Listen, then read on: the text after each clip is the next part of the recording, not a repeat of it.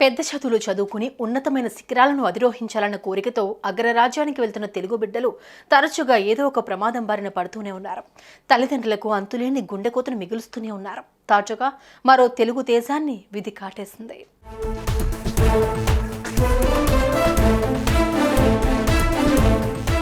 చదువుల కోసం అమెరికా దేశానికి వెళ్లే విద్యార్థులు కావచ్చు, లేదంటే అక్కడ ఉద్యోగాల కోసం వెళ్లే భారతీయులు కావచ్చు, వారాంతంలో కాస్తంత ఆట విడుపు కోరుకుంటారు. పర్యాటక ప్రాంతాలకు తరలి వెళ్తారు.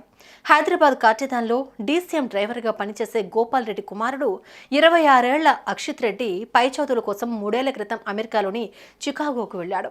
ఎంఎస్ దిగ్విజయంగా పూర్తి చేశాడు. అక్కడే ఉద్యోగం సంపాదించుకున్నాడు. అక్షిత్ రెడ్డి గత శనివారం సాయంత్రం మరో 2 స్నేహితులతో కలిసి లేక్ మిచిగన్ ట్యాంక్ దగ్గరకు వెళ్లారు. ఈత కొట్టేందుకు చెరువులో దిగారు. అక్షిత్ రెడ్డితో పాటు మరో యువకుడు ఈత కొడుతూ చెరువు మధ్యలో ఉండే ఓ బండను చేరుకోవాలని సరదా పడ్డారు. అక్షిత్ రెడ్డి స్నేహితుడు బండ దగ్గరకు కష్టం మీద చేరుకున్నాడు. అక్షిత్ రెడ్డి బండ సగం దూరంలో ఉందనగా అలసిపోయాడు. తిరిగి ఒడ్డుకు చేరుకునేందుకు చేసిన ప్రయత్నంలో జలాశయంలో మునిగిపోయాడు. అటు బండ మీదకు చేరుకున్న యువకుడు తిరిగి వచ్చే ప్రయత్నంలో చెరువులో మునిగిపోయే పరిస్థితుల్లో స్థానికులు చెరువులో దూకి అతన్ని కాపాడారు.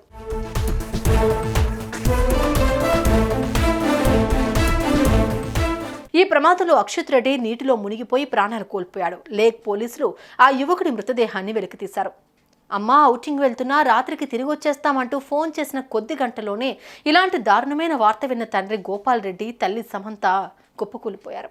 డిసెంబర్లో అక్షిత్ రెడ్డికి పెళ్లి చేయాలన్న సంకల్పంతో సంబంధాలు కూడా వెతుకుతున్నారు. ఇంతలోనే తమ బిడ్డ తమకు అందనంత దూరంలోకి వెళ్లిపోయాడు అన్న వార్త విన్న కుటుంబ సభ్యులు అంతులేని విషాదంలో మునిగిపోయారు. ఇక తమకెవరు దిక్కంటూ అల్లాడిపోతున్నారు.